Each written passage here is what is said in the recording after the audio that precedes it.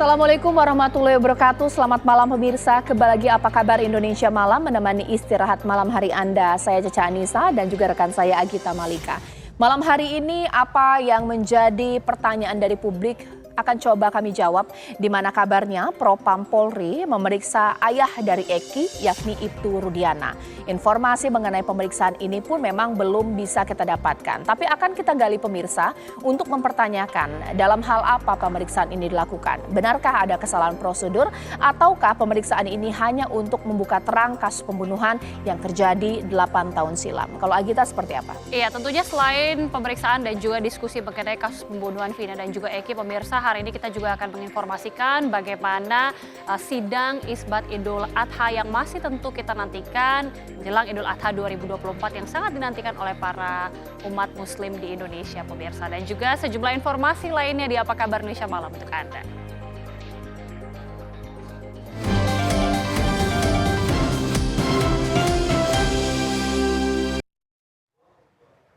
Kita ke informasi yang pertama pemirsa, dipicu persoalan konsumen, sales kantor pembiayaan dan sales toko ponsel terlibat baku hantam di Banjar, Jawa Barat.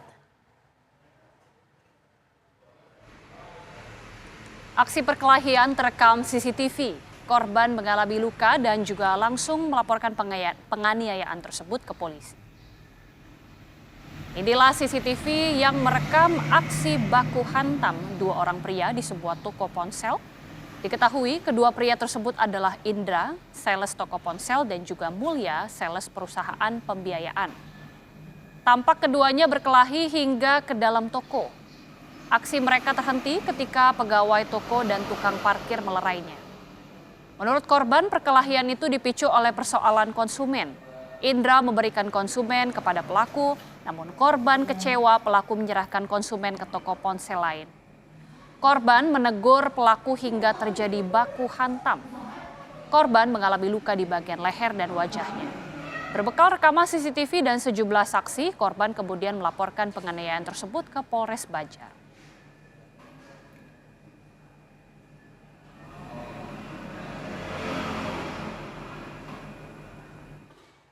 Kebakaran melanda sebuah bangunan gazebo milik sebuah rumah di Kelurahan Loji, Kota Bogor, Jawa Barat pada Jumat pagi. Ya, kepanikan sempat terjadi dari para murid SDN Loji 2 yang posisinya ini tepat bersebelahan dengan objek yang terbakar. Diduga api berasal dari arus pendek kabel listrik. Kepanikan warga dan seisi sekolah terjadi di mana api melahap sebuah bangunan gazebo di rumah warga Komplek IPB Loji, Kelurahan Sindang Barang, Bogor, Jawa Barat. Kobaran api bahkan nyaris merambat ke atap gedung SD yang berada persis di sebelahnya. Selain itu kebakaran pun diwarnai letupan hingga membuat warga berhamburan. Satu unit mobil di garasi pun nyaris terbakar usai bagian bodinya terpanggang. Beruntung kebakaran terkendali setelah warga pun saling bahu-membahu menyiram air seadanya di mana 6 unit damkar kemudian diterjunkan, bahkan juga kesulitan menjangkau lokasi lantaran jalan yang sempit.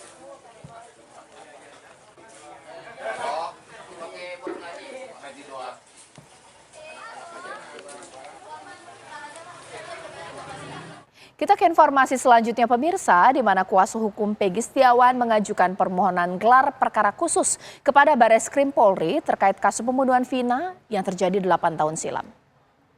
Tim kuasa hukum Peggy menganggap karena penyidik di Treskrimum Polda Jawa Barat dinilai memaksa dalam penetapan tersangka kepada Peggy Setiawan. Dengan membawa sejumlah berkas, kuasa hukum Peggy mengajukan permohonan gelar perkara khusus kepada Bareskrim Polri terkait kasus pembunuhan Vina pada tahun 2016 silam. Kuasa hukum Peggy beralasan mengajukan gelar perkara khusus karena penyidik di Treskrimum Polda Jawa Barat dinilai memaksa dalam penetapan tersangka kepada Peggy Setiawan.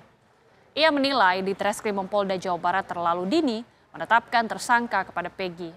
Padahal sejumlah saksi telah memberikan keterangan terkait lokasi Peggy Setiawan yang berada di Bandung saat peristiwa pembunuhan tersebut terjadi. Kuasa hukum Peggy berharap setelah mengajukan gelar perkara khusus kasus pembunuhan terhadap Vina dan Eki bisa ditemukan titik terang. Ini kami penasihat hukum Peggy Setiawan mengajukan permohonan gelar perkara khusus ke Bareskrim Polri ini karena di penyidikan Polda Jawa Barat kami melihat terlalu memaksakan. Kenapa Kak kami nilai terlalu memaksakan Peggy Setiawan ini ditetapkan sebagai tersangka? Karena pertama, terlalu dini ya. Peggy Setiawan ditetapkan sebagai tersangka hanya karena berdasarkan pengakuan saksi, yaitu saksi Aep dan saksi terpidana lainnya. Sementara saksi terpidana lainnya juga kami dengar itu kan banyak yang tidak menyudutkan atau tidak mengakui bahwa Peggy Setiawan itu terlibat. Nah, jadi karena gara-gara pengakuan saksi saja, sehingga kemudian Peggy Setiawan ditetapkan sebagai tersangka, ditambah lagi ciri-ciri DPO dengan Peggy Setiawan itu berbeda, ditambah lagi dalam putusan pengadilan tidak ada motor Suzuki Smash. 7 sepeda motor yang dipakai oleh 11 pelaku dalam putusan pengadilan itu tidak ada motor Suzuki Smash. Nah, belakangan setelah Peggy Setiawan ditangkap, ada saksi Aep yang mengatakan bahwa motor Suzuki Smash itu digunakan oleh Peggy Setiawan. Nah, atas dasar itu ya, setelah saksi-saksi juga memberikan kesaksiannya di Polda bahwa Peggy Setiawan berada di Bandung pada saat kejadian, masih saja penyidik tetap bersikukuh bahwa Peggy Setiawan tetap tersangka, tetap pelaku. Oleh karenanya, coba kami ajukan gelar perkara khusus di Bareskrim Polri. Tujuannya adalah supaya terang benderang. Untuk mengungkap kasus tersebut, jajaran Polda Jawa Barat membuka hotline aduan masyarakat. Dibukanya saluran aduan bantuan dan komunikasi masyarakat ini merupakan upaya pihak kepolisian dalam menuntaskan kasus pembunuhan Vina dan Eki. Terkait, Polda Jawa Barat membuka nomor hotline untuk penanganan kasus Vina di Cirebon. Sebagaimana yang telah disampaikan oleh Bapak Kadif Humas Polri, Irjen Pol Sandi Nugroho. Saat ini Polda Jawa Barat sudah bekerja dengan sangat baik dalam menangani penyidikan kasus almarhumah Vina. Dalam kesempatan ini kami sampaikan mohon bantuan dan dukungan dari masyarakat apabila ada informasi tambahan berkenan menginformasikan kepada kami untuk melengkapi informasi yang ada. Dengan adanya fenomena informasi yang semakin berkembang di media sosial, maka Polda Jawa Barat telah membentuk tim asistensi yang terdiri dari Itwasda, Propam, Dit Reskrimum selaku pengawas penyidik. Kemudian kami membuka hotline informasi pada nomor 0822 1112 4007 dengan syarat memberikan identitas sesuai dengan benar serta informasi yang dapat dipertanggungjawabkan. Ya, sementara itu sejumlah anggota dari Propam Mabes Polri didampingi Polda Jawa Barat mendatangi Polres Cirebon Kota pada Kamis siang. Terlihat di Polres Cirebon Kota berderet sejumlah kendaraan roda 4 berplat B dan D yang diduga merupakan mobil dari Propam Mabes Polri dan juga Polda Jawa Barat. Menurut informasi, hari ini Propam didampingi oleh Polda Jawa Barat akan melakukan pemeriksaan terhadap sejumlah saksi dalam kasus kematian Vina dan Eki pada 2016 silam. Di antaranya Kompol Galih Wardani, mantan Kasat Reskrim Cirebon Kota pada 2016, dan Kasat Narkoba Polres Karawang AKP Arif Jainal Abidin juga terlihat hadir di Polres Cirebon Kota. Beredar informasi pemirsa, Ibtu Rudiana, ayah almarhum Eki, yang saat itu disebut mengamankan pelaku, juga diperiksa.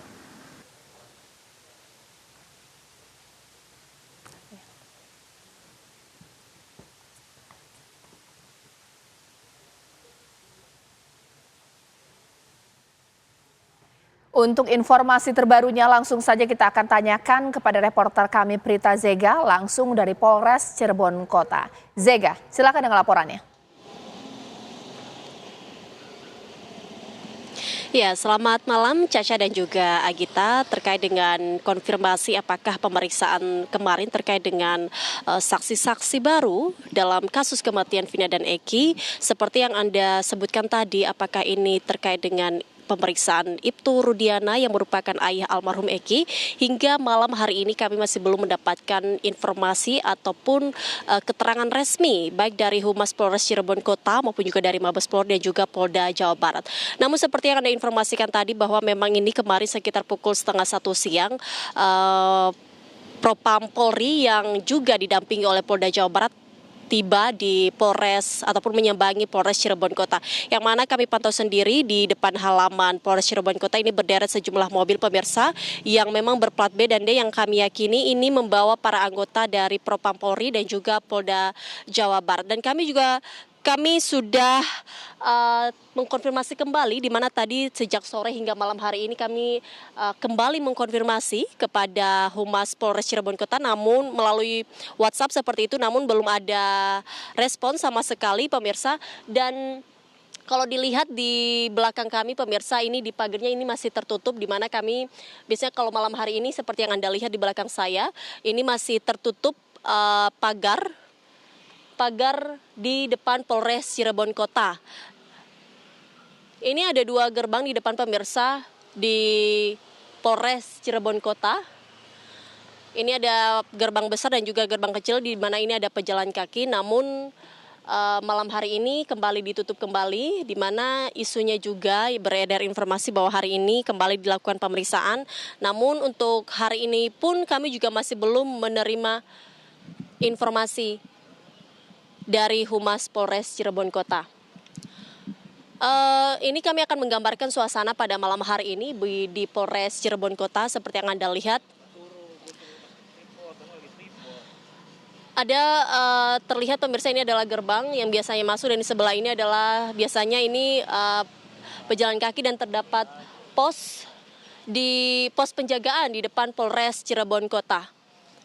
Atau mungkin kita akan coba mengkonfirmasi kepada para petugas di sini dari Polres Cirebon Kota. Selamat malam Bapak. Selamat malam Bapak, kita sedang live di TV One Bapak.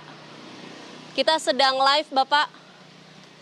Bisa mendekat di sini Bapak untuk menanyakan informasi terkait dengan pemeriksaan. Ya pemirsa, kita sudah mencoba untuk mengkonfirmasi kepada Polres Cirebon Kota dan juga beberapa anggota di sini. Namun pertanyaan kami tidak digubris oleh Polres Cirebon Kota, di mana di sini ada beberapa anggota di pos penjagaan dan juga di depan, namun kami tidak menerima jawaban ataupun respon dari Humas Polres Cirebon Kota dan juga para anggota penjagaan yang sedang berjaga di halaman Polres Cirebon Kota. Bapak selamat malam Bapak.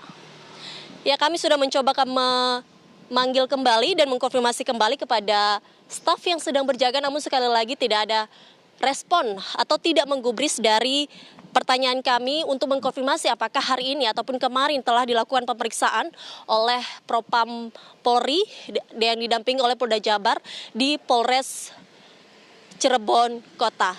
Dan pastinya pemirsa terkait dengan apakah ini berkaitan dengan Ibtu Rudiana dan juga apakah ini berkaitan dengan beberapa saksi di penyidik 2016 kemarin, kami masih belum menerima informasi ataupun keterangan resmi seperti yang Anda lihat tadi. Ini kami sudah berada di sini.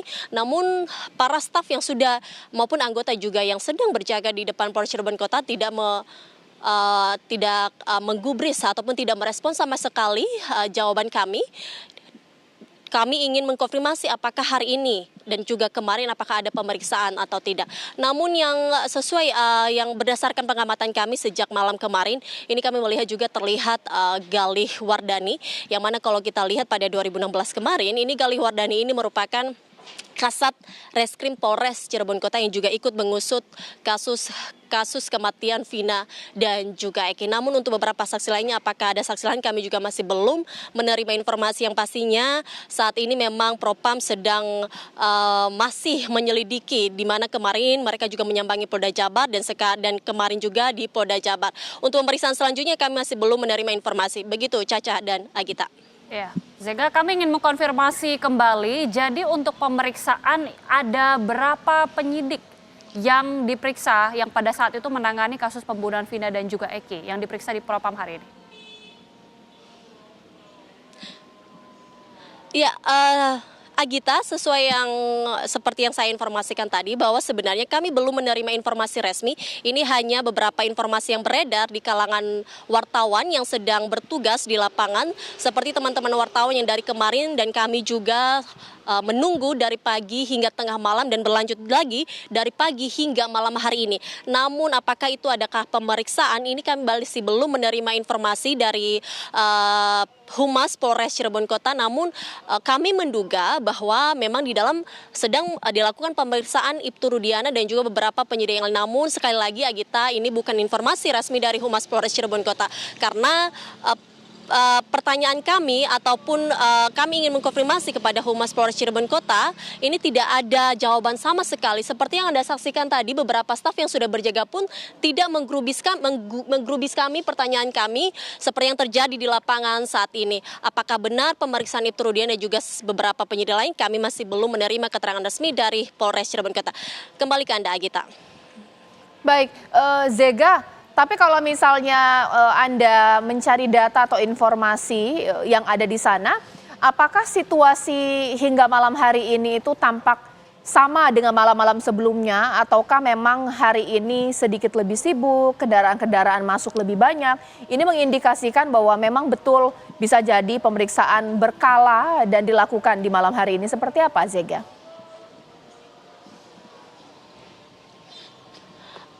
Kalau malam hari ini sebenarnya mungkin juru kamera saya Firdaus bisa mengambil gambar. Kalau malam hari ini seperti biasanya sebenarnya Caca, di mana ini hanya ada beberapa mobil yang sedang terparkir di halaman Polres Cirebon Kota. Namun mungkin saya bisa memberikan gambaran yang terjadi pada hari kemarin, pada Kamis kemarin, di mana kalau hari biasanya mungkin seperti ini, namun pada hari Kamis kemarin, mengapa kami menduga bahwa itu Propam Polri dan juga Polda Jabar, kami melihat langsung melalui dari platnya, yang mana plat kemarin ini adalah B dan juga D, dan beberapa nomor plat yang sudah kami yakini ini adalah anggota dari Propam dan juga Polda Jawa Barat, yang mana kemarin itu berplat B dan juga D, dan beberapa teman-teman wartawan juga meyakini seperti itu, di mana ada beberapa sumber yang mungkin kami tidak bisa menyebutkan sumbernya, yang mengatakan bahwa memang benar di dalam Polres Cirebon Kota ini sedang ada pemeriksaan Ibtu Rudiana. Kalau kemarin mungkin ada informasi dari kami, Caca dan juga Agita, kami memantau sejak siang, sejak kedatangan dari Propam Polri hingga pada tengah malam, di mana pada tengah malam kemarin, maksud kami dari siang, ini banyak sekali mobil-mobil di sini. Namun untuk malam hari ini mungkin terlihat sangat sepi sekali. Ini hanya ada beberapa mobil yang terparkir. Namun kalau kemarin hingga malam ini tidak biasanya, dari siang hingga malam hari ini masih ada beberapa mobil yang terparkir di sini dan satu persatu keluar secara terpisah. Bahkan kemarin kami sempat mengira ada satu mobil ataupun beberapa mobil yang kami kejar, di mana ini kami meyakini bahwa Ibtu Rudiana. Namun sekali lagi setelah kami mengejar statement di dalam siapa orang yang ada di dalam tersebut, lagi-lagi mobil tersebut melaju dengan sangat kencang dan menghindari pertanyaan-pertanyaan dari wartawan, di mana pas saat keluar dari gerbang ini mereka langsung keluar tanpa memberikan satu pernyataan pun kepada wartawan. Artinya Caca dan juga Agita, informasi yang kami terima hari ini tidak ada sama sekali dari Humas Polres Cirebon Kota, yang mana kami sudah menghubungi melalui chat, dan juga tadi seperti yang terjadi saat ini kami sudah mencoba ke sini dan langsung menanyakan kepada staf, namun tidak ada respon dari staf Polres Cirebon Kota. Demikian, Caca. Baik, Berita Zega, kita akan nantikan apakah mungkin ada pernyataan ataupun perkembangan terbaru dari Polres Cirebon. Terima kasih, Zega, informasi langsung dari Polres Cirebon Kota.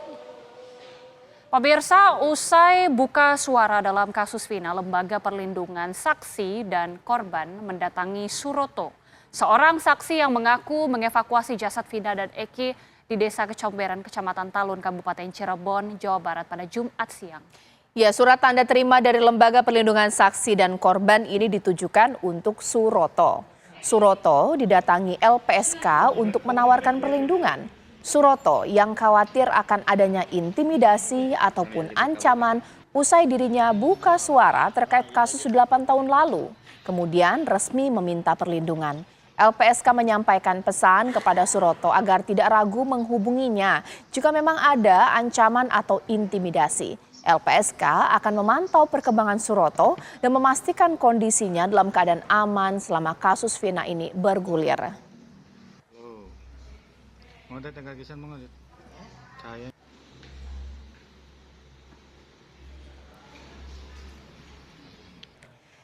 Ya pemirsa, Ketua Umum Partai Gerindra Prabowo Subianto menerima kehadiran pasangan Khofifah Indar Parawansa, Emil Dardak di kediamannya di Jakarta.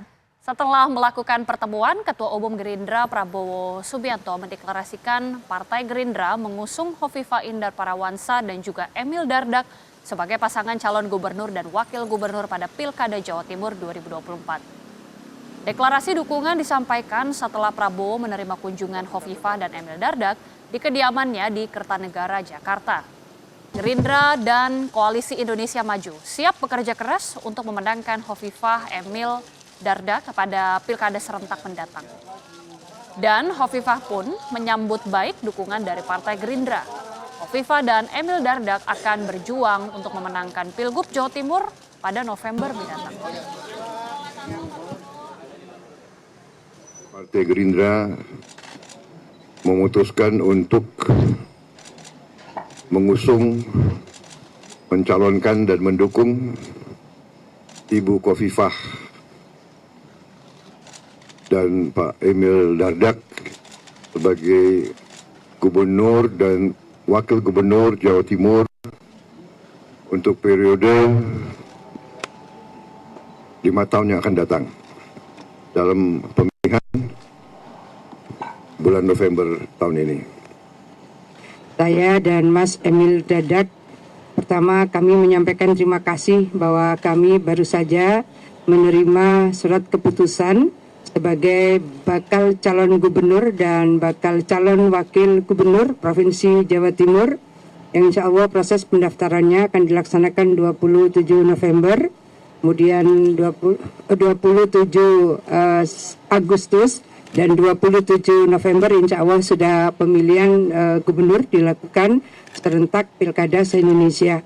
Tentu kami menyampaikan terima kasih bahwa kepercayaan mandat yang dipercayakan kepada kami, saya dan Mas Emil Dardak, insya Allah kami siap bekerja keras dan mudah-mudahan berseiring ridho barokah Allah kami bisa memenangkan proses pemilihan gubernur Jawa Timur di tahun 2024 ini. Pemirsa, Khofifah Indar Parawansa dan Emil Elistiano Dardak memantapkan diri maju di pemilihan gubernur 2024 mendatang. Khofifah pun kini rajin bertemu sejumlah elit politik untuk mendapatkan dukungan. Ya, Khofifah bertemu dengan Gibran, di mana Khofifah kemudian kedatangan tamu istimewa tersebut pada Kamis 6 Juni 2024 saat Wali Kota Solo yang juga Wakil Presiden terpilih Gibran Rakebuming Raka bertamu ke kediamannya di kawasan Jemur Sari, Surabaya, Jawa Timur. Khofifah dan tim kampanye daerah tersebut menyambut kehadiran Gibran serta relawan pemenangan di Jawa Timur pun menyambut kedatangan Gibran tersebut. Tentunya kedatangan ini bersama juga atau didampingi juga dengan sang wakil Emil Dardak. Kehadiran Gibran dalam rangka silaturahmi serta menyampaikan rasa terima kasih kepada relawan dan para tokoh yang telah optimal memenangkan Prabowo Gibran di Jawa Timur. Sebagai timbal balik dan balas budi atas kemenangan di Pilpres lalu, Gibran menyatakan akan all out memenangkan Khofifah Emil yang kembali maju di Pilgub Jawa Timur usai berkunjung di kediaman Khofifah. Gibran pun lantas menuju Sekolah Dasar Margo Rejo 6 Surabaya untuk pembagian susu dan gantungan kuci hingga buku bergambar anaknya Jan Etes untuk anak-anak di Surabaya.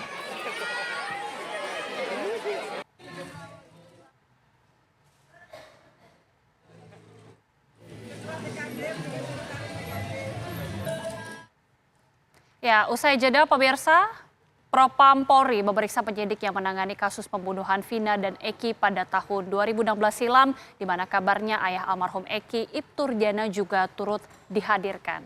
Caca Anissa akan berdialog dengan sejumlah narasumber usai jeda pemirsa.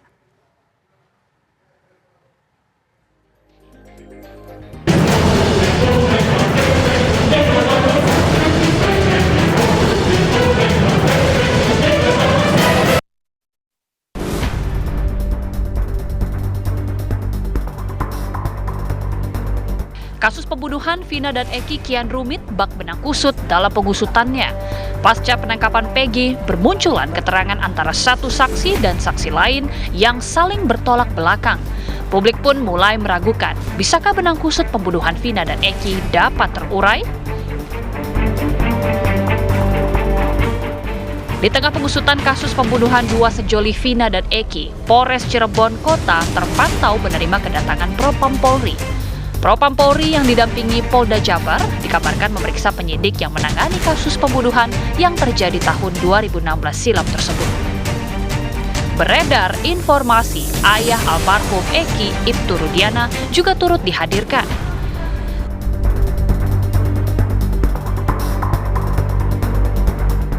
Meski demikian, belum ada konfirmasi resmi dari Polres Cirebon Kota terkait kedatangan jajaran Propam Polri dan Polda Jawa Barat soal pemeriksaan Ibtu Rudiana.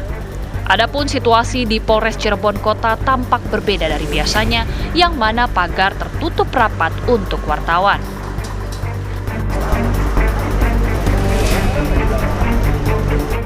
Sebelumnya, tim kuasa hukum keluarga Vina mengatakan Ibtu Rudiana adalah sosok yang melaporkan terkait kasus kematian anaknya Eki dan Vina. Hotman Paris meyakini bahwa ayah Eki tahu banyak informasi mengenai apa yang dialami anaknya. Namun, Ibtu Rudiana yang kini menjabat sebagai Kapolsek Kepetakan hingga sekarang masih menutup akses komunikasi dengan keluarga Vina. Saya adalah orang tua kandung dari Ibtu Rudiana sebelumnya hanya muncul melalui rekaman video. Dalam video klarifikasinya, ayah Eki sambil menahan tangis menyatakan telah berusaha keras memburu para pelaku pembunuhan. Rudiana juga meminta agar masyarakat tidak mengeluarkan asumsi tak berdasar tentang kasus yang menimpa Eki dan Vina. Setelah rekaman video itu, Rudiana tidak bersedia memberikan penjelasan lebih lanjut ke publik. Sebelumnya, para pengacara dari 8 terpidana kasus pembunuhan menyebut klien mereka adalah korban salah tangkap. Hal itu terjadi lantaran campur tangan ayah Eki, Ibtu Rudiana, yang menangkap para pelaku tanpa bukti dan surat penangkapan. Benarkah ada kesalahan prosedur diduga terjadi ketika Ibtu Rudiana terlibat dalam penyelidikan kasus Vina? Lalu apa keterangan yang dikejar Propam Polri dari Ibtu Rudiana dan para penyidik kasus Vina? Tim TV One mengabarkan. Kalau kemarin tepatnya pemirsa, saya bertanya dengan saksi yakni Bapak Suroto mengenai bagaimana ia melakukan evakuasi terhadap Vina dan juga Eki. Malam hari ini pun menjadi pertanyaan adalah apakah benar bahwa Ibtu Rudiana yang merupakan ayah dari almarhum Eki diperiksa oleh Propam Polri. Sebelumnya rekan saya Prita Zega sudah melaporkan langsung dari Polres Cirebon Kota dan tampaknya belum ada keterangan resmi dari pihak kepolisian. Harapannya pemeriksaan ini membuat kasus pembunuhan Vina dan juga Eki ini terang benderang. Itu yang saya bahas di Apa Kabar Indonesia Malam. Di studio TV One sudah hadir Pak Kudri Sitompul, pengamat hukum pidana kita. Selamat malam Pak Kudri. Malam, Caca. Saya juga sudah bersama dengan Pak Beni Mamoto, Ketua Harian Kompolnas. Pak Beni, selamat malam. Dan saya juga sudah tersambung dengan Pak Jogi Nainggolan, merupakan kuasa hukum dari 5 terpidana. Pak Jogi, selamat malam. Malam. Ya. Sebelum saya ke Pak Jogi, saya mau tanya dulu kepada Pak Beni. Pak Beni, harusnya Pak sudah dapat informasi. Karena tadi reporter saya di Polres Cirebon Kota ini nggak dapat info, Pak. Benar tidak Ibtu Rudiana diperiksa Propam hari ini? Ya, mohon sabar. Pasti nanti akan dirilis. Tapi setidaknya kami ingin menyampaikan bahwa ketika mulai rame, kami dari Kompolnas sudah mendorong mohon dilakukan audit investigasi. Dan itu langsung direspon cepat oleh Mabes, sudah diturunkan tim untuk audit investigasi. supaya beriringan antara audit investigasi yang akan merunut mengecek apakah apa yang dilakukan oleh penyidik itu sesuai SOP, ada penyimpangan atau tidak, siapa saja yang melakukan penyidikan. Ini berjalan, kasus Peggy berjalan. Siapa tahu nanti temuan ini akan berkontribusi pada penyidikan kasus Peggy. Nah, dalam konteks ini memang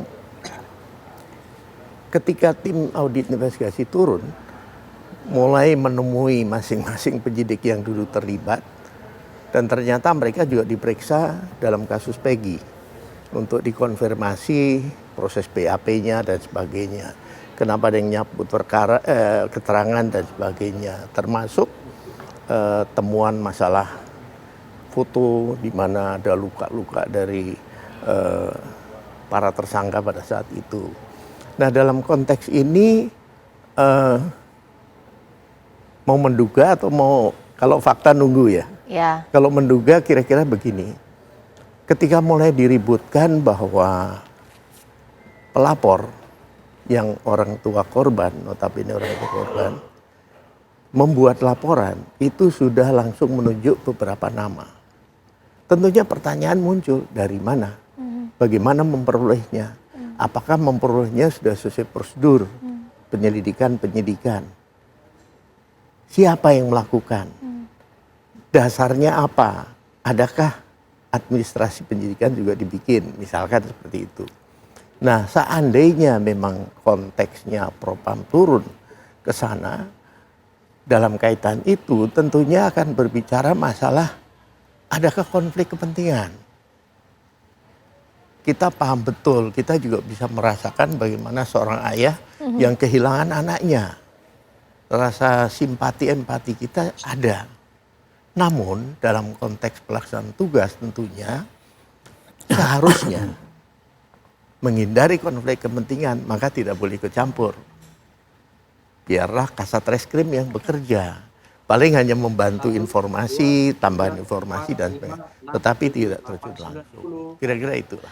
Saya ke Pak Jogi, dari jawaban Pak Benny Mamoto adalah ketika kalau memang benar hari ini Propam Polri memeriksa Ibtu Rudiana pun tidak serta-merta Ibtu Rudiana kita katakan bersalah dalam kasus ini. Ini masih dalam tahap pendalaman. Nah, saya ke Pak Jogi, kalau menurut Pak Jogi sebenarnya kapasitas dari Pak Ibtu Rudiana dalam kasus ini seperti apa? Karena ada anggapan seorang ayah, anaknya meninggal dunia, dia anggota dari kepolisian. Wajar akan menggunakan apapun untuk mencari tahu siapa pelaku pembunuhan terhadap anaknya. Seperti apa Pak Jogi? Baik, terima kasih. Selamat malam semuanya. Nah, bolehlah kita bicara dalam konteks yang sifatnya pragmatis karena ada hubungan antara orang tua dan anak. Tapi kita harus kembalikan kepada hukum yang bersifat normatif. Kalau kita runut daripada tindakan-tindakan dari saudara Rudiana, yang bisa kita kategorikan sebagai tindakan yang bersifat abuse of power, dikaitkan dengan fakta hukum, itu jelas-jelas bertentangan dengan apa yang dikehendaki oleh undang-undang. Sebagai contoh sederhananya, ini kan laporan polisi baru dibuat setelah dilakukan penangkapan. Itu satu tragedi yang sangat merusak tatanan hukum Indonesia. Nggak boleh seperti itu. Yang kedua, interogasi yang dilakukan oleh saudara Rudiana bersama dengan anak buahnya di unit narkoba, itu juga menyimpang daripada prinsip-prinsip due process of law. Itu nggak diperkenankan. Walaupun di dalam persidangan kita sudah mengatakan bahwa kami turut belasungkawa atas berpulangnya daripada anak Pak Rudiana termasuk juga korban saudara Pina. Tentu ini kan dikembalikan kepada norma hukum dulu. Jangan ibaratnya karena emosional dan mendapatkan informasi yang keliru dan sesat dari saudara Aib dan Dede yang ada latar belakang historisnya. Aib dan Dede ini pernah dipermasalahkan oleh warga setempat dan bukan hanya klaim kami, karena dia membawa seorang wanita yang tidak patut ke tempat kerjanya dia. Itu ada historinya, sehingga kami melihat ada hubungan yang tidak harmonis antara Aib dan Dede terhadap warga setempat dan akhirnya korbanlah klien kami. Nah, di dalam berita acara juga bisa kami gambarkan kok apa yang disampaikan oleh Rudiana dalam BAP-nya. bahwa klien kami kan dituduh sebagai bagian daripada geng motor Monreker. Padahal sudah secara jelas bahwa klien kami ini tidak ada sangkut pautnya dengan geng motor yang ada di kota Cirebon. Dan mereka adalah kuli-kuli kasar dan kuli bangunan. Ini kan sangat ironis tuduhan tersebut. Nah, harusnya seorang petugas terlepas dia katakanlah di bidangnya, kalau dia mau melakukan penyelidikan, ya boleh-boleh saja, tidak dilarang oleh undang-undang setiap anggota polisi. Tetapi apabila kita kembalikan kepada normanya, maka perbudaannya harusnya berkoordinasi dengan unit yang tepat membidang itu. Kira-kira begitu tanggapan saya. Pak Jogi, sekarang saya mau mendalami lagi. Ribut-ribut keterlibatan Ibtu Rudiana atas kasus ini, penetapan 8 terpidana. Apakah baru sekarang atau 8 tahun lalu itu juga sudah dikomplain, diributkan dalam persidangan atau pemeriksaan kepolisian, bagaimana? Baik, jadi sebenarnya bukan sekarang. Dari dulu juga kami sudah melakukan suatu protes keras kan kepada rekan-rekan kita penyidik di sana, dan saya pernah mendatangi kepolisian Resort Cirebon Kota.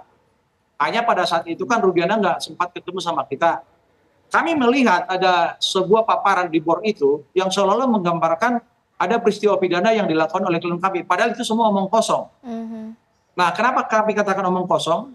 Setelah kami mendapatkan satu keterangan dari berbagai pihak di sana, di malam kejadian itu, klien kami sudah seperti yang saya jelaskan terdahulu, hanya berada di 2 titik, yaitu di depan rumah Ibu Nining dan berpindah mereka ke rumahnya Pak Kasren, yang salah satu daripada kumpulan anak-anak muda itu adalah putranya sendiri bernama Kapi. Nah, ini kan jelas menggambarkan bahwa keberadaan daripada klien kami bersama dengan yang lainnya, ada Okta juga, ada Udit juga ya, tidak ada kaitannya dengan TKP yang terjadi di flyover. Nah, ini kan sangat berbahaya apabila ada tindakan-tindakan tidak produktif ya dan tidak didukung oleh data, dilakukan tindakan-tindakan penangkapan terhadap orang lain. Ini tidak membangun suatu hukum yang baik di Indonesia. Oke, sekarang saya ingin ke Mas Saiful, kuasa hukum dari keluarga Vina. Bagaimana tanggapan keluarga Vina atas pemeriksaan Ibtu Rudiana? Menurut Anda, apakah ada yang berlebihan dilakukan oleh Ibtu Rudiana dalam menemukan 8 terpidana? Karena ada anggapan kalau tidak didorong oleh Ibtu Rudiana, sulit juga untuk menemukan 8 terpidana yang melakukan pembunuhan. Iya, kalau dari kami sendiri bahwa pemeriksaan terhadap Pak Rudiana itu ya wajar-wajar saja, sah-sah saja. Karena memang saat itu beliau selaku polisi ya, meskipun memang unitnya berbeda, unit narkoba, kemudian beliau berinisiatif untuk melakukan itu. Menurut kami ini sah-sah saja, namun catatannya adalah bagi kami saat ini perlu ada transparansi terkait dengan proses penyelidikan. Kami jujur, kami pengacara Vina baru sekarang, kami tidak tahu proses sebelumnya. Namun yang menjadi catatan kami adalah di saat ini banyak hiruk pikuk oleh netizen ataupun publik, terkhususnya warga Cirebon, mengatakan bahwa misalnya nih, proses selama penyelidikan dan penyidikan sampai masuk pada tahapan dakwaan dan penuntutan, bahkan sampai putusan, itu mengatakan warga masyarakat dan bahkan beberapa orang mengatakan bahwa ini tidak sesuai. Artinya orang yang kemudian ditangkap ini tidak sesuai. Lalu ada lain pihak juga mengatakan bahwa oh ini memang benar pelakunya sudah ditangkap 8 orang, sisa 3 yang DPO. Nah, informasi ini kami pegang. Nah, sedangkan kami mendengar informasi dari pihak keluarga korban sendiri, dalam hal ini adalah orang tuanya almarhumah Vina, ya kami mendapatkan informasi hanya berdasarkan daripada BAP. Gitu. Jadi BAP awal mulai dari penyelidikan sampai penyidikan di tahapan Polres sampai ke Polda, kami hanya mendapatkan data itu dan kami sampai saat ini hanya bersandarkan kepada putusan pengadilan. Dalam hal ini adalah proses semua yang ada itu telah dituangkan di dalam putusan pengadilan. Mulai dari kronologi siapa yang melakukan sampai terjadi pembunuhan, kami hanya sebatas itu. Namun apabila hari ini terjadi kesimpang siuran dengan mengatakan bahwa oh ini tidak transparan, oh ini tidak, itu mungkin bukannya ruang kami untuk menjelaskan itu. Tapi pada prinsipnya kami sampai hari ini harus DPO yang masih 2 ataupun dalam hal ini adalah 3 orang, kami perlu sampai ada keadilan bagi Vina itu adalah menangkap 2 DPO lainnya. Terlepas daripada hari ini terkait dengan Peggy, benar atau tidaknya Peggy itu seorang yang melakukan perbuatan pidana, Kami serahkan semua ke kepolisian. Kami percaya kepada kepolisian. Tapi dengan catatan bahwa polisi harus melakukan ini secara transparan. Mulai dari penetapan kasus tersangka terhadap Peggy-nya dibuka secara umum, lalu memberikan gimmick wajahnya atau sketsa wajahnya itu harus disampaikan ke publik, atau ada foto aslinya itu harus disampaikan ke publik supaya perkara ini tidak simpang siur dan masyarakat melihat ini secara objektif. Mungkin seperti itu. Ditahan dulu Mas Saiful, sekarang saya ke Pak Kudri. Dalam aturan hukum pidana Pak Kudri, ketika ada 8 terpidana atau 8 tersangka kemudian dihadirkan dalam persidangan, sekarang itu yang dipermasalahkan karena keterlibatan Ibtu Rudiana. Sebenarnya mengganggu proses karena ini kasus sudah inkrah. Ya. Bagaimana Pak? Jadi begini, mesti dipahami ya bahwa proses hukum acara pidana itu kan adalah mengenai prosedur, ya. Proses-proses bagaimana pemeriksaan di penyidikan, penuntutan, di muka persidangan, dan di pelaksanaan hukuman. Apabila proses-proses ya, baik di tiap tingkatan itu tidak memenuhi aturan, akibatnya adalah prosesnya itu tidak sah. Ya kan? Nah sekarang pertanyaannya ya, kalau misalnya ini kan perkara sudah inkrah, ya kan? Nah sekarang mau diperiksa. Nah ini kan betul atau tidak betul, kalau kita dengar dari keterangan Pak Beni kelihatannya benar ini, karena secara cuman Pak Beni kan nggak mau bilang iya, tapi kita dengar bahwa itu kan karena Kompolnas sudah meminta untuk memeriksa seperti ini gitu kan. Nah ini kelihatannya polisi akan mau kembali ke titik nol. Ya sebagaimana sih sebenarnya kayak begini gitu loh ya. Nah kalau ini memang terbukti jadi ada unlawful proses, ya kan, itu akibatnya nanti bisa semua proses-proses yang itu menjadi tidak sah. Karena begini, ya kan,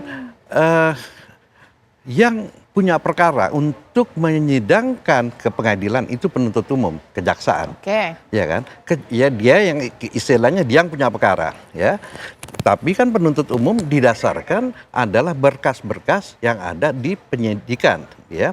Nah, mestinya sebelum dinyatakan lengkap P21, kejaksaan itu kan mestinya meneliti, ya, baik prosedur maupun substansinya telah memenuhi unsur-unsur kira-kira tindak pidana apa yang mau didakwakan gitu loh. Ya, itu kan sebenarnya dari. Nah, jadi apa yang saya ceritakan ini ya, di dalam sistem peradilan pidana kita ada namanya diferensiasi fungsional.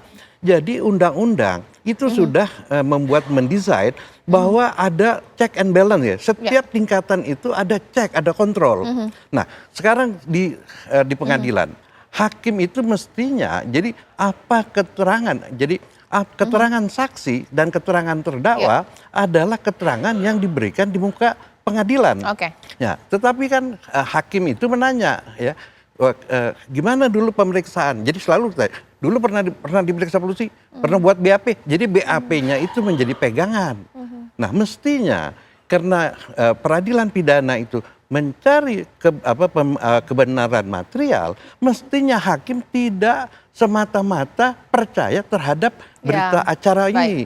Ini yang menjadi proses ini. Jadi kalau kembali ke pertanyaannya Caca, akibatnya kalau memang betul ini dahulu itu tidak memenuhi prosedur, ya kan? Ini kan menjadi bukti baru ya untuk menunjukkan PK bahwa ini semua pemberkasannya itu tidak sah kalau kita karena tidak memenuhi aturan. Akibatnya apa? Itu bisa semua orang itu dibebaskan. Ya, betul, karena ini prosesnya.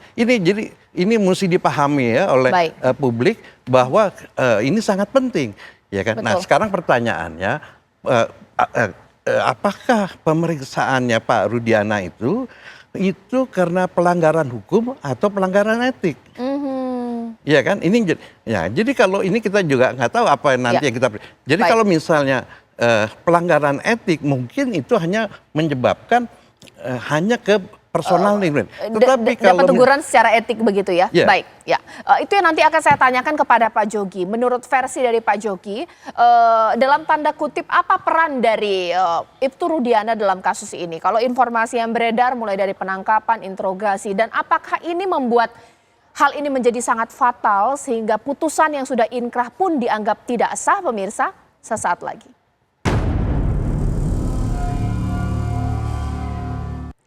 Sebelum saya ke Pak Beni, kita lihat terlebih dahulu situasi di Polres Cirebon Kota pemirsa, karena ini kabarnya pemeriksaan terhadap Ibtu Rudiana sedang berlangsung. Tapi memang sedikit sekali informasi yang diberikan kepada rekan-rekan media, meskipun rekan-rekan media ini sudah ada di Polres Cirebon Kota ini sejak siang hari hingga malam hari ini, memang belum ada keterangan resmi. Benarkah Ibtu Rudiana diperiksa oleh Propam Polri di sini? Ataukah memang sudah selesai, masih berlangsung, atau memang tidak terjadi hari ini? Karena memang sedikit sekali informasi yang bisa diberikan atau kami dapatkan pemirsa untuk Anda. Tapi kalau kita mendengar informasi yang begitu berhembus kencang bahwa kabarnya memang benar hari ini pemeriksaan terhadap Ibtu Rudiana sudah berlangsung ataupun sedang berlangsung. Nah, mengenai kapasitas OT apa yang nanti akan didalami oleh Propam Polri terkait hal ini, memang pun kami belum mendapatkan informasi. Sekarang saya ke Pak Beni terlebih dahulu. Pak Beni, bagaimana ya mengatakan bahwa ini kan ada satu institusi Polri. Memang betul kalau oknum yang melakukan kesalahan, ya kesalahan oknum. Tapi karena ini juga bertanya-tanya ketika Ibtu Rudiana turun ke lapangan bertemu saksi, menangkap, menginterogasi, masa atasannya nggak tahu? Ini kan juga harus dicari tahu, Pak. Apakah atasannya juga harus diperiksa? Ya, dalam konteks ini demi transparansi kemudian juga objektivitas tentunya menurut kami perlunya kenapa? Pertama, tahukah atasan bahwa Rudiana punya anak itu jadi korban? Ini dulu biasanya kan menyampaikan rasa duka cita segala macam. Kemudian sudah diantisipasi enggak bahwa kemungkinan dia akan ikut-ikutan itu ada, sehingga harusnya dicegah. Kamu nggak boleh begini karena nanti bisa konflik kepentingan. Kamu bisa malah melanggar, malah merugikan diri kamu sendiri. Nah, langkah-langkah seperti ini penting. Ini pengawasan melekat namanya. Sehingga dalam konteks ini nanti dalam pemeriksaan tim audit investigasi maupun Propam, saya yakin ini akan dipertanyakan. Sejauh mana pengetahuan itu. Kemudian berikutnya, apakah dalam proses penanganan ini ada mekanisme gelar perkara dilakukan. Sehingga pimpinan tahu, bisa mengevaluasi, bisa menilai apakah SOP-nya sudah dipenuhi, kemudian proses menggali informasi itu diperoleh kekerasan segala macam. Ini sebenarnya harusnya terdeteksi lebih awal. Nah, oleh sebab itu saya mengapresiasi dengan Propam turun, inilah wujud keseriusan pimpinan Polri untuk meyakinkan publik bahwa akan ada langkah-langkah tegas bila ada pelanggaran, karena dampaknya serius kan, dirasakan sekarang. Ketika di awal penanganannya semua sesuai prosedur, nggak ada masalah, ya endingnya akan bagus. Tapi ini satu persatu muncul, Pak Yogi tadi sudah nyampaikan, ternyata proses ini dulu juga sudah diprotes. Nah, pertanyaannya ketika diprotes dulu apakah Propam sudah turun atau belum? Ini juga nantinya menjadi bagian dari audit. Oke, Pak Jogi, kalau Pak Jogi sebenarnya sudah sempat mendalami sampai hal tersebut tidak? Apakah atasan tahu ketika Ibtu Rudiana ini membantu cukup banyak dalam kasus ini, bertemu saksi, menangkap, interogasi? Baik, jadi begini, saya berulang kali menyampaikan, kami ditunjuk sebagai kuasa hukum daripada 5 terpidana setelah perkara ini dilimpahkan dari Kepolisian Resort Cirebon Kota ke Polda Jabar. Artinya kejadian tersebut, penangkapan tanggal 31, kami ditunjuk tanggal 26 September sebagai kuasa hukum untuk Saudara Eko, dan tanggal 11 Oktober tahun 2016 ditunjuk sebagai kuasa hukum dari 4 terpidana lainnya.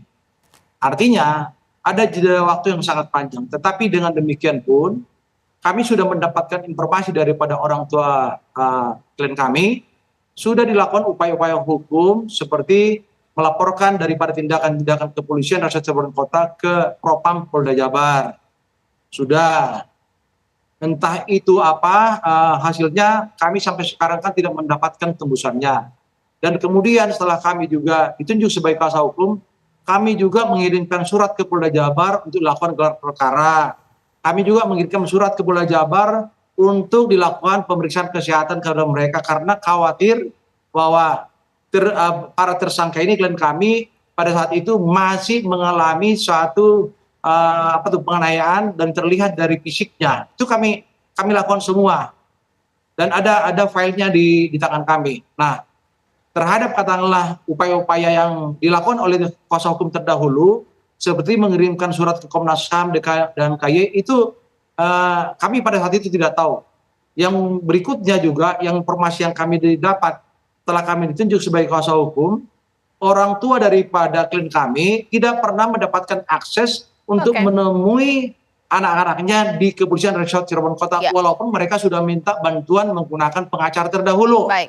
Dan yang lolos itu adalah hanya Kapi, putra daripada Pak RT, yang sekarang berbalik melawan kami, seolah-olah di malam itu bahwa anak-anak ini tidak pernah tidur di rumahnya. Padahal faktanya adalah mereka tidur setelah berpindah daripada rumah Ibu Nining. Ini kan sangat mengkhawatirkan keterangan dia di dalam ruang persidangan. Dan alhamdulillah ya, puji Tuhan nih, saudara Liga Akbar yang dulu didesain ya oleh penyidik entah siapapun itu, bahwa dia pernah bersama-sama dengan Eki dan Tina melintas di depan SMP 11 itu, dilempari batu dan dikejar. Sekarang dalam pemeriksaan di Polda yang kami ikuti dari perkembangan, sudah menarik keterangannya bahwa dia tidak pernah melintas dan tidak pernah tahu apa yang terjadi. Baik, Pak Jogi. Iya, Pak.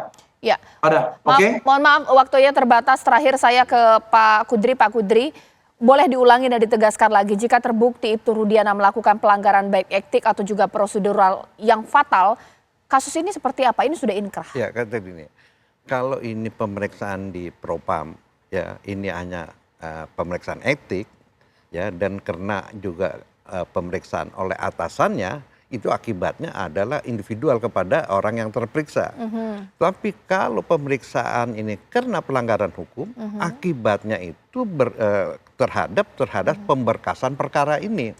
Kalau terbukti bahwa dari awal ya bahwa prosedur ini tidak diikuti, maka akibatnya semuanya ini. Misalnya contoh, tadi dikatakan dilakukan dulu tindakan kepolisian, pemanggilan, pemeriksaan, dan upaya paksa, baru dibuat LP-nya. Nah, tapi apa benar atau tidak bisa kita lihat dalam berkasnya. Karena setiap tindakan penetapan tersangka dan seterusnya, itu dasarnya adalah LP. Nah, tapi kalau LP-nya dibuat mundur, kan yang bersangkutan tahu, loh saya udah seminggu di sini, kenapa ini? Jadi itu akan jadi karena pertanyaan apa akibat hukumnya, itu akan semuanya berkasnya itu adalah unlawful, prosesnya itu tidak sah gitu loh. Nah, dalam kesempatan ini boleh kan nih Pak Beni ya, saya nanya ya, kan ini kejadian ini kan bukan yang pertama. Yang dahulu dalam kasusnya Sambo itu kan ketahuan bahwa ada prosedur yang nggak diikutin. Akibatnya anak buahnya itu ya percaya terhadap atasan bahwa ini. Nah, jadi pertanyaannya Pak, kira-kira pihak kepolisian mau nggak ya ini diinikan oleh publik ya bahwa prosedur-prosedur yang yang sudah dikeluarkan oleh Perkaba dan seterusnya itu diikuti atau tidak? Nah, apakah masa kita minta prosedur itu diperiksa harus ada ISO-nya, ya kan, ISO 5.000, 10.000 kan nggak mungkin ini karena tapi kan setidak-tidaknya membuka dirilah bahwa memang prosedur-prosedur yang sudah dibuat oleh pimpinan itu dilaksanakan. Oke, Pak Beni boleh dijawab singkat saja. Ya, yang pertama rujukan sudah ada, regulasi sudah ada. Bagaimana implementasinya, peran para atasan menjadi penting. Dialah yang mengarahkan, membina, mengawasi, menindak seandainya ada pelanggaran. Itu semua untuk mencegah terjadinya penyimpangan-penyimpangan. Baik, terima kasih Pak Beni Mamoto, terima kasih Pak Kudri, terima kasih Pak Jogi dan juga Mas Saiful. Kita tunggu karena hingga malam hari ini memang kita masih menunggu bagaimana hasil dari pemeriksaan Ibtu Rudiana oleh Propam Polri. Sesaat lagi rekan saya Agita Malika sudah siap dengan informasi yang sayang jika Anda lewatkan. Agita, ada apa? Ya betul sekali Caca dan juga pemirsa, sesaat lagi kita juga akan menghadirkan informasi mengenai salah satu saksi yang bisa dianggap adalah saksi kunci, yaitu orang yang pertama kali menemukan Vina dan juga Eki pada saat berada di Jembatan Talun. Kita akan bahas selengkapnya pemirsa usai jeda, tetaplah bersama kami. Masih terus mengusut benang yang kusut antara kasus Vina dan juga Eki yang hingga saat ini masih belum terurai pemirsa. Sejumlah saksi sudah diperiksa. Kita sudah mengikuti sejumlah perjalanan pemeriksaan dari saksi-saksi. Pada hari ini pemirsa kita juga akan menghadirkan salah satu saksi kunci, yaitu orang yang pertama kali menemukan Vina dan juga Eki tepatnya di Jembatan Talun pada saat 8 tahun yang lalu pada tahun 2016 silam. Kita akan hadirkan langsung untuk Anda pemirsa, ini adalah Suroto. Usia 51 tahun yang merupakan seorang petugas keamanan kampung Kecomberan Kabupaten Cirebon, Jawa Barat pemirsa. Di mana ini adalah orang yang pertama kali menyelamatkan Eki dan juga Vina. Dan ia mengira pertama keduanya ini adalah korban kecelakaan lalu lintas di Jembatan Talun, perbatasan Desa Kepompongan dan Desa Kecomberan pemirsa. Suroto juga sempat bercerita ketika dirinya sedang patroli keliling kampung sekitar pukul 10 malam. Kondisi pada saat itu sedang hujan gerimis dan bahkan Suroto ini juga melihat adanya keramaian di Jembatan Talun yang berlokasi di perbatasan Desa Kepompongan dan Desa Kecomberan. Nah kemudian rasa penasaran dari Suroto ini akhirnya membuat ia kemudian bergegas untuk menghampiri kerumunan orang di sana dan juga menanyakan apa yang terjadi. Pada saat itu semuanya masih mengatakan kedua korban ini adalah korban kecelakaan. Lalu ia kemudian melihat posisi korban Eki menempel dengan trotoar jalan yang berada di bawah, sedangkan untuk korban Vina berada di depannya sekitar 4-5 meter, kemudian posisi motor yang dikemudikan Eki dan Vina berada di depan Vina kurang lebih 6 meter. Di tempat inilah pemirsa saksi Suroto menyaksikan korban Eki ini sudah tidak bernyawa. Sementara Vina masih merintih kesakitan pemirsa dan juga meminta tolong. Suroto lalu kemudian berusaha untuk menolong dan menenangkan Vina hingga akhirnya datanglah mobil polisi yang kemudian membawa korban ke Rumah Sakit Gunung Jati Cirebon. Nah kemudian di Rumah Sakit Gunung Jati inilah pemirsa Suroto lalu mengantar Eki dan Vina. Di saat itu Vina juga ternyata masih hidup, masih merintih dan terus meminta tolong. Setelah kemudian sudah mendapatkan pelayanan medis di rumah sakit, Suroto kemudian pulang ke rumah dan itulah kemudian kesaksian yang diungkapkan oleh Suroto yang merupakan saksi kunci dalam kejadian 8 tahun yang lalu. Berikut kesaksian Suroto selengkapnya. Gerimis di situ udah ada orang banyak, kukira apa kecelakaan ya. Kecelakaan ternyata benar, saya langsung muter ke atas ke tengah. Ternyata benar di situ udah ada tergeletak 2 korban. Itu. Kondisinya ya seperti yang saya sampaikan tadi, yang paling bawah laki, agak maju lagi kurang lebih 4 meter atau 5 meter itu perempuan, motor lagi ada kurang lebih 6 meter ada di atas. Meninggal. Posisi yang laki saya pegang, saya tanya, Dek, itu sudah nggak jawab. Langsung saya vonis, wah ini udah meninggal. Saya ambil helm itu karena apanya ikatannya itu nyekik ke leher, ya. Saya copot, wah ini udah benar udah meninggal. Saya langsung fokus berdarah. Banyak darah itu banyak dan ngalir ke dari mana? Dari kepala, dari badan, dari mana? Nah, pokoknya sekujur tubuh itu dulu tuh banyak lukanya Pak. Dari 2 korban itu. Dari 2 korban itu.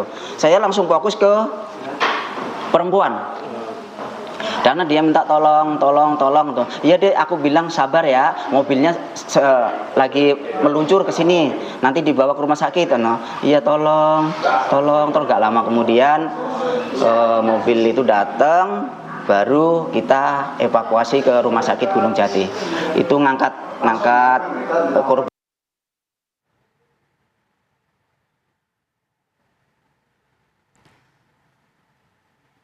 Ya, tidak hanya Suroto pemirsa, kasus Vina ini juga kembali mengundang kesaksian baru. Kali ini merupakan pengakuan dari mantan narapidana yang bernama Budi Permadi pemirsa. Yaitu ia merupakan seorang mantan narapidana yang memiliki mandat sebagai tamping masjid pemirsa. Kita akan hadirkan langsung untuk Anda bagaimana kemudian Budi Permadi ini juga salah satu saksi kunci. Pada saat itu ia berada di lapas yang sama dengan salah satu narapidana yang bernama Sudirman. Dan ia kemudian mendengarkan keluh kesah, mendengarkan curhatan dari Sudirman. Ia menyebutkan Sudirman ini bercerita tentang BAP di persidangan. Bahkan juga mengaku ini tidak bersalah dan merasa mendapatkan tekanan dari petugas. Ia juga mengungkapkan curahan hati Sudirman di dalam tahanan. Ia dalam curhatannya Sudirman selaku narapidana ini bercerita soal BAP dan bahkan dirinya ini dipaksa mengakui sesuatu yang tidak ia kerjakan. Dan ia mendapatkan tekanan dari petugas. Kita akan hadirkan pernyataan selengkapnya dari Budi Permadi. Yang paling cerita itu satu, yang namanya Sudirman. Ya, kalau saya panggil Diman saja. Dia itu ngomong, dia ngomong hal yang sama. Dia memang dari sekian banyak, dari kawan-kawannya dia itu yang tersendiri gitu loh. Dia selalu menyendiri, ngobrol, tidak bersama kawan-kawannya dia ngobrol. Saya ngomong, kenapa sih Anda bisa seperti itu? Coba ceritain. Dan pemirsa, informasi tadi juga sekaligus menutup perjumpaan kami di Apa Kabar Indonesia Malam. Ya, benar sekali Agita, tapi sebelum kita menutup Apa Kabar Indonesia Malam pemirsa, perlu kami ingatkan untuk jangan lupa menyaksikan One on One bersama Tisa Noveni dengan tema film Vina Gempar, kasusnya langsung dibongkar. Tisa Noveni akan mewawancarai sutradara film Vina pemirsa. Saya Caca Anissa. Saya Agita Mahlika mengucapkan terima kasih atas kebersamaan Anda. Selamat malam, sampai jumpa.